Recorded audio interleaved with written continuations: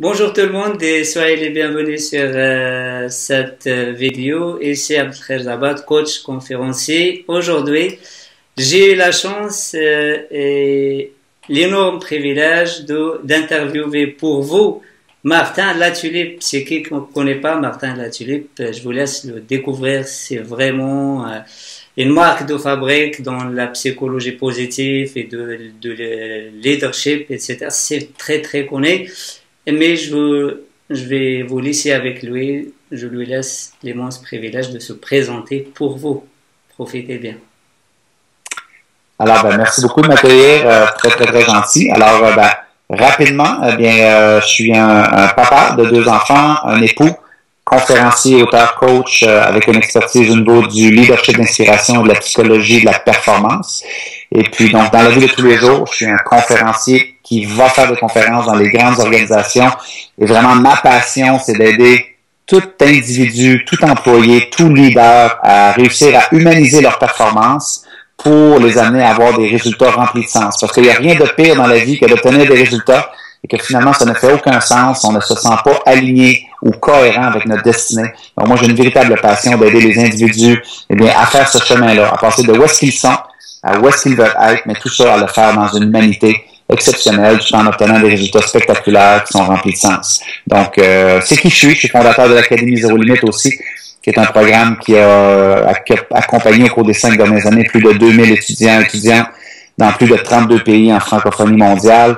Donc, on aide les gens qui ont un fort message à l'intérieur de eux, qui veulent transformer cette passion d'aider les gens à travers d'une carrière à titre de conférencier, auteur, coach, formateur ou infopreneur, et ils veulent le transformer en une carrière valorisante et lucrative. Donc, on a des étudiants partout dans le monde. Alors, c'est vraiment fascinant. Donc, en quelques secondes, c'est qui est Martin Latulippe? Martin aussi, tu t'interviens dans les grandes organisations, comme tu l'as mentionné, et tu as impacté des milliers de personnes à travers le monde, et aussi à travers la francophonie mondiale, et aussi tu t'interviens aux États-Unis, et non seulement que dans la francophonie. C'est bien ça? Oui, exactement. Martin, comment tu es arrivé là? Peut-être mes lecteurs aujourd'hui, ils disent, mais waouh, mais est-ce que tu es né comme ça? Est-ce que tu as trouvé ça comme ça? Comment tu es arrivé à faire ça? Ça serait génial d'être né comme ça. Non, c'est sûr que d'arriver à un point où c'est que on a quasiment 250 000 de personnes qui nous suivent sur notre page Facebook. Je suis un des seuls conférenciers en francophonie mondiale à avoir partagé la scène avec des gens comme Sir Richard Branson de la compagnie Virgin, Jack Canfield, co-créateur de la série Bouillon de poulet pour l'âme, livré des conférences pour des organisations comme BMW, comme les plus grandes banques au monde. On n'arrive pas là seulement par la chance, c'est sûr et certain. Donc, je te dirais qu'à la base, il y a certainement un bagage génétique et d'énorme amour de mes parents. Ils m'ont donné des valeurs exceptionnelles, m'ont donné beaucoup d'amour parce que j'étais un adolescent quand même assez coloré. Donc, on m'a collé tous les étiquettes inimaginables, que ce soit le trouble d'apprentissage, trouble de dyslexie, trouble avec la dyscalculie, hyperactivité, trouble d'attention avec hyperactivité. Donc, vraiment, mais plutôt que de me faire sentir qu'il y avait de quoi de briser avec moi, mes parents ont bien su canaliser mes énergies et m'encourager dans toutes sortes d'expériences dans la vie, ce qui a fait en sorte que j'en suis venu vraiment peut-être à bien comprendre qui j'étais, à explorer mes forces, à bien comprendre mes faiblesses. Et au milieu de l'adolescence, il y a eu quelques événements qui se sont produits qui ont fait en sorte que je suis tombé amoureux du développement personnel. Donc, suite à un cuisant revers personnel, donc moi, je suis un ancien sportif de haut niveau. J'ai eu la chance aussi d'agir à titre de capitaine de l'équipe canadienne de hockey au championnat du monde universitaire qui s'est déroulé à Zakopane en Pologne en 2001, où on a remporté la médaille d'argent, 2e au monde. Donc, c'était fantastique. Mais donc, le hockey, j'ai beaucoup joué. Mais à 16 ans, j'avais été retranché d'une équipe à laquelle j'étais destiné à appartenir, si on veut. Donc, tout le monde était certain que j'allais faire cette équipe-là, mais finalement, je ne l'ai pas fait. Et mon père m'a acheté un livre de développement personnel qui m'a fait comprendre beaucoup de choses sur moi-même, qui m'a fait réaliser que j'étais en train de devenir un leader négatif parce que bien que mes parents accueillaient bien mes différences, bien le monde extérieur accueillait moins bien mes différences. Donc le système scolaire me rappelait constamment mes limites, me disait constamment ce à quoi j'étais prédestiné, et ce n'était pas nécessairement rose. On me disait que j'allais devenir un bon rien, un clown, peu importe, et je voulais pas devenir ça. Donc, j'avais commencé à me révolter énormément contre le système. Alors, ce livre-là m'a rapidement fait découvrir que j'étais en train de m'aventurer sur un terrain glissant. Et ce premier livre-là, qui s'appelait Le secret de la réussite des champions, qui a été écrit par François Allaire, m'a beaucoup fait du bien. Et je me suis mis à en lire un deuxième, un troisième, un quatrième, un cinquième. Et si on avance rapidement dans cette histoire-là, ben, je me suis retrouvé à être ce genre d'adolescent, de jeune adulte-là qui avait lu une centaine de livres sur le développement personnel, la psychologie, la philosophie, la motivation. Et j'amenais toute cette information-là, eh bien, dans ma chambre de hockey pour aider mes coéquipiers. Donc, c'est ça qui a fait que je suis devenu assistant capitaine, et ça m'a mené en 2001 à agir à titre de capitaine de l'équipe canadienne. Mais tout ça, j'étais loin de me douter que j'allais transformer ça en carrière pour, eh bien, propulser des compagnies, des individus vers plus de performance, plus de résultats, plus d'humanité dans leur quotidien. Donc, mais toute cette passion-là pour le développement personnel a fait en sorte que, bon, en 2001, je t'ai raconté tantôt à Delkir ou à tes lecteurs que j'ai eu la chance d'aller au championnat du monde. Lors de ce championnat du monde-là, j'ai passé à quelques millimètres de mourir quand j'ai été atteint par un coup de patin ici à la gorge. Wow. Donc, je passais à quelques millimètres de frôler la mort. Et je vous épargne bien les détails, mais tout cet événement-là dans ma vie a eu une profonde incidence sur le choix de ma mission de vie. Parce que déjà à l'époque, je faisais quelques petites présentations, parfois devant des enfants, pour leur dire de poursuivre leurs rêves, les aider à identifier leurs passions et leur dire que c'était OK s'ils étaient différents, parce que moi aussi, on m'avait dit que j'étais différent quand j'étais jeune, mais j'avais réussi à trouver mon avenue, j'avais réussi à trouver ma voie, ma saveur. Donc, les jeunes adoraient mon message et les enseignants aussi. Mais jamais je me serais douté que j'allais gagner ma vie avec ça. Alors, quand cet incident-là est arrivé, bien évidemment, je me suis dit que le seul truc qui me faisait réellement vibrer dans la vie, au-delà du hockey, qui pour moi n'était pas un choix de carrière parce que j'étais bon, mais j'étais pas de calibre professionnel et tous ces trucs-là. Mais la deuxième chose qui me faisait le plus vibrer, plus que tout sur Terre, c'était d'aider mon prochain en commençant par moi-même, en me réinventant, en repoussant les limites de ma vie. Et c'est en Pologne, quand je suis revenu en avion de Pologne au Canada, je me suis dit, merde, ce que j'aimerais vraiment faire le reste de ma vie, c'est lire des livres de développement personnel, appliquer ces trucs-là sur ma vie et enseigner ces choses-là, comme je le fais avec mes coéquipiers dans ma chambre de hockey, mais j'aimerais le faire devant un public. Donc, en 2001, j'ai pris la décision, sans un sou en poche, sans expérience, sans notoriété, de me lancer à titre de conférencier et d'auteur. Évidemment, j'étais accompagné par des mentors exceptionnels qui m'ont guidé. Et maintenant, ça fait 17 ans que je parcours la planète. Je suis auteur de 5 livres, 4 sont devenus best-sellers. J'ai été faire des conférences jusqu'en Iran, aux États-Unis, dans certaines des plus grandes organisations au monde. Donc, tout ça est un parcours un peu fou, mais non, c'était pas inné. Je vous épargne bien des revers, bien des échecs, bien des déceptions, bien des choses que j'ai failli abandonner. Mais je pense que l'important là-dedans, c'est que les gens qui nous écoutent, s'ils ont un rêve, s'ils se sont fait dire que c'est impossible, s'ils se sont fait dire que c'était différent et que leur différence allait les limiter, je pense qu'il faut qu'ils comprennent qu'il y a des ressources. Il faut aller vers des coachs, il faut aller vers des mentors. Il faut se donner le temps, souvent, de se guérir de ses blessures et par la suite, croire qu'on a le droit à des meilleurs jours, peu importe c'est quoi notre point d'origine.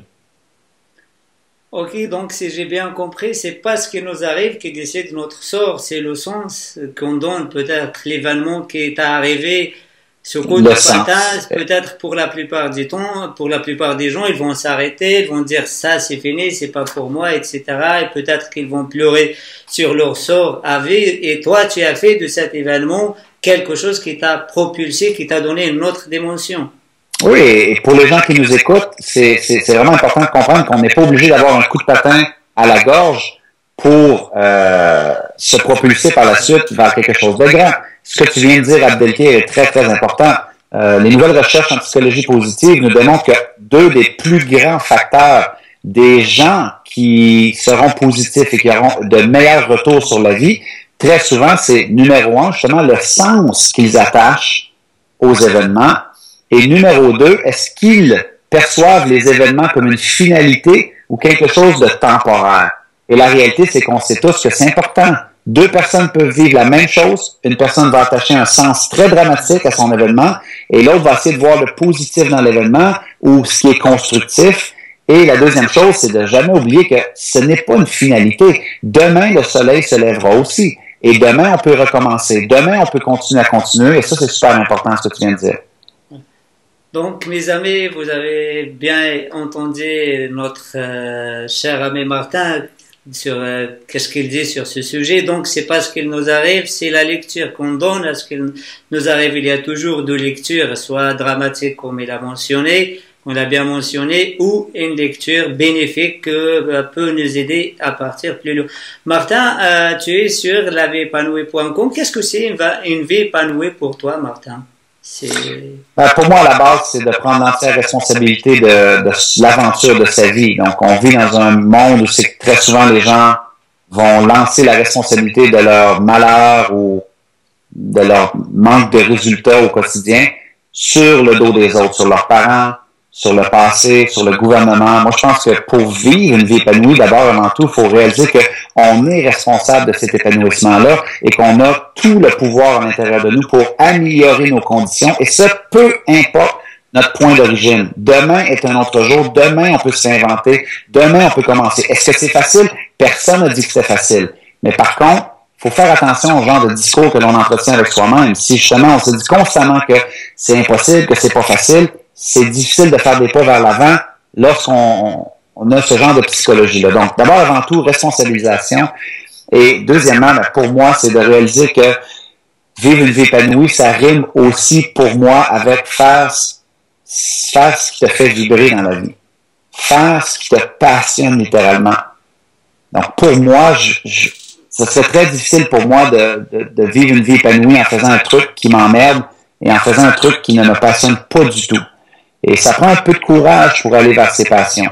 Ça prend un peu de courage pour aller vers qui on est réellement. Mais je pense que ce courage-là en vaut énormément, énormément la peine.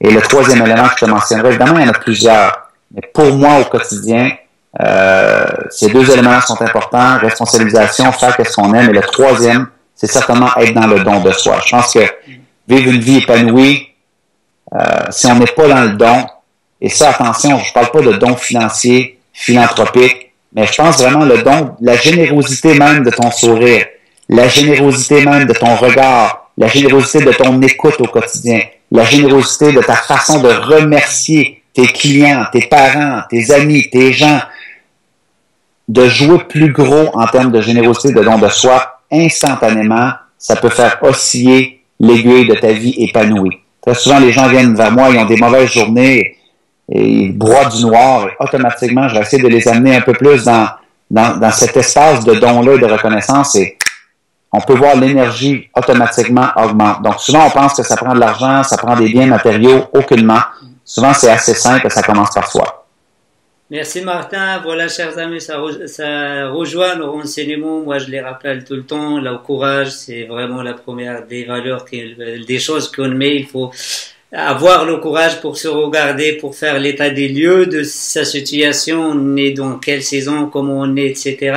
Et la deuxième, mon ami vient de la mentionner, la responsabilité. Une fois que tu as compris dans quel état tu te trouves, prends ta responsabilité pour changer les choses. Et une fois que tu as le courage et la responsabilité, tu dois engager.